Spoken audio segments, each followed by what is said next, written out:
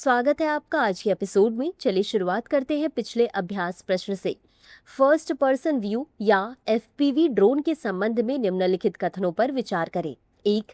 इस ड्रोन में आगे की ओर लगा कैमरा ऑपरेटर को लाइव वीडियो प्रसारित करता है। इससे ऑपरेटर को पायलट जैसा दृश्य प्राप्त होता है। 2. स्वायत्त उड़ान क्षमताओं के कारण एफपीवी ड्रोन को एक बार लॉन्च करने के बाद लगातार मानव हस्तक्षेप या रिमोट कंट्रोल की आवश्यकता नहीं होती। उपर्युक्त कथनों में से कौन सा या कौन से सही है या सही है? ए केवल एक, बी केवल दो, सी एक और दो दोनों, डी न तो एक और न ही दो। इस प्रश्न का सही उत्तर है विकल्प ए केवल एक। चलिए देखते हैं इसके विश्लेषण को। एफपीवी ड्रोन ऐसे मानव रहित हवाई वाहन होते हैं जिन्हें दूर से नियंत्रित किया जा सकता है। बता दें कि इसमें आगे की ओर लगा कैमरा ऑपरेटर को लाइव वीडियो प्रसारित करता है और इससे ऑपरेटर को पायलट जैसा दृश्य प्राप्त होता है। अतः कथन एक सही है। स्वायत्त ड्रोन के विपरीत एफपीवी ड्रोन को लगातार मैनुअल नियंत्रण की आवश्यकता होती है, आमतौर पर रिमोट कंट्रोलर या एफपीवी चश्मे के माध्यम से। गौरतलब है कि स्वायत्त ड्रोन नेविगेशन के लिए डिजाइन नहीं किए गए हैं, अतः कथन दो सही नहीं है। तो चलिए शुरुआत करते हैं आज के एपिसोड की पहले प्रश्न से। अंतर्राष्ट्रीय कृषि हैकथॉन 2025 निम्नलिखित में से किस राज्य में आयोजित किया गया था? ए महाराष्ट्र, बी उत्तराखंड, सी बिहार, डी मध्य प्रदेश। इस प्रश्न का सही उत्तर है विकल्प ए महाराष्ट्र। चलिए देखते हैं इसके विश्लेषण को। अंतर्राष्ट्रीय कृषि हैकाथॉन 2025 का आयोजन महाराष्ट्र के पुणे में किया गया। यह कृषि में संवाद को बढ़ावा देने और नवाचार को गति देने के लिए सबसे बड़े मंच के रूप में कार्य करता है। यह कार्यक्रम महाराष्ट्र सरकार के कृषि विभाग और पुणे की अन्य संस्थाओं द्वारा संयुक्त रूप से आयोजित किया गया था। इसमें बढ़ती जनसंख्या, जलवायु परिवर्तन और कृषि संबंधी अनिश्चितताओं से उत्पन्न चुनौतियों पर विचार किया गया तथा एक ऐसे भविष्य की कल्पना की गई है जहां कृषि जीवन में बदलाव ला सकती है।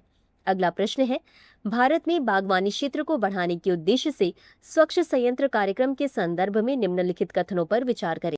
1. इसे महाराष्ट्र पर ध्यान केंद्रित करते हुए शुरू किया गया है, जहां यह कार्यक्रम पुणे, अंगूर, नागपुर, संतरे और सोलापुर अनार में शुरू हुआ है।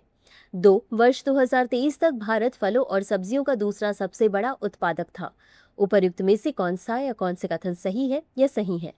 ए केवल एक, बी केवल दो, सी एक और दो दोनों, डी न तो एक और न ही दो। इस प्रश्न का सही उत्तर है विकल्प सी एक और दो दोनों। चलिए देखते हैं इसके विश्लेषण को। स्वच्छ संयंत्र कार्यक्रम 300 करोड़ रुपए के निवेश के साथ शुरू किया गया। इसे महाराष्ट्र पर ध्यान केंद्रित करते हुए शुरू किया गया है, जहां यह कार्यक्रम पुणे में अंगूर, नागपुर में संतरे और सोलापुर में अनार में शुरू हुआ। इसलिए कथन एक सही है। लगातार सरकारी प्रयासों और किसानों के नवोन्मेषी भावना के कारण महाराष्ट्र भारत के बागवानी केंद्र के रूप में उभरा है। बता दें कि 2023 तक भारत फलों और सब्जियों का दूसरा सबसे बड़ा उत्पादक है, इसलिए कथन दो सही है।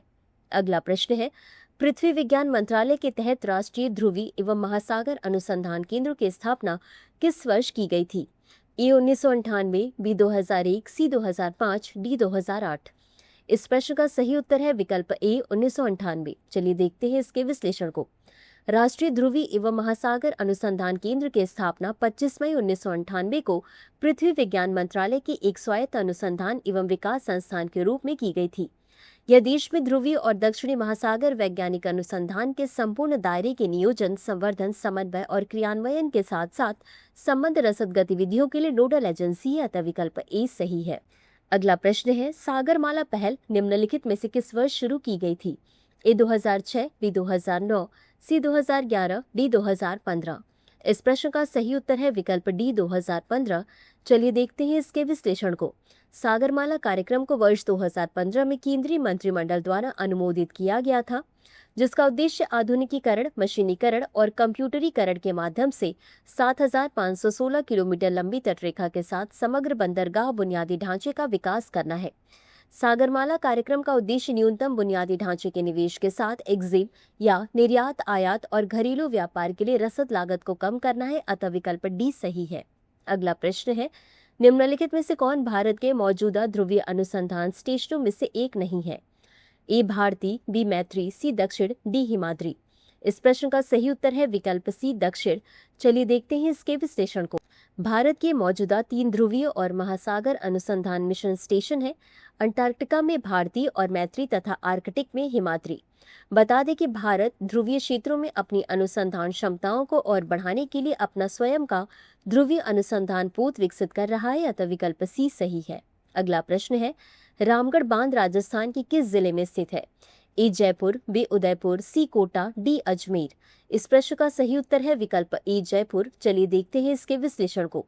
रामगढ़ बांध राजस्थान के जयपुर जिले में स्थित है। इसका निर्माण वर्ष 1904 में जयपुर के तत्कालीन शासक सवाई माधो सिंह द्वितीय के शासनकाल के दौरान किया गया था।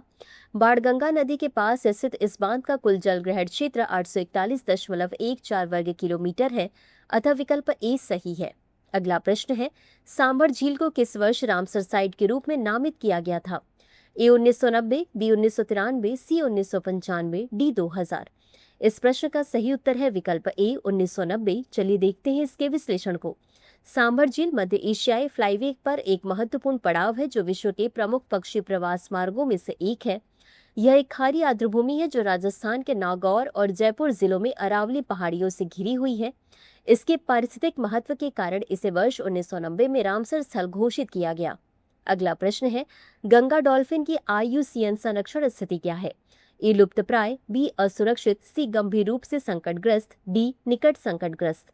इस प्रश्न का सही उत्तर है विकल्प ए लुप्तप्राय। चलिए देखते हैं इसके विश्लेषण को।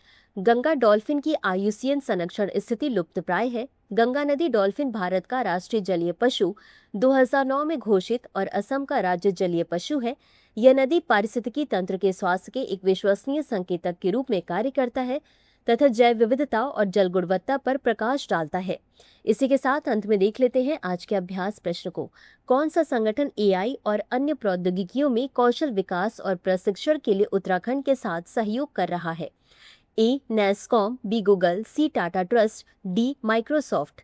इस प्रश्न का उत्तर कमेंट बॉक्स में जरूर दें। आज के लिए बस इतना ही। धन्यवाद।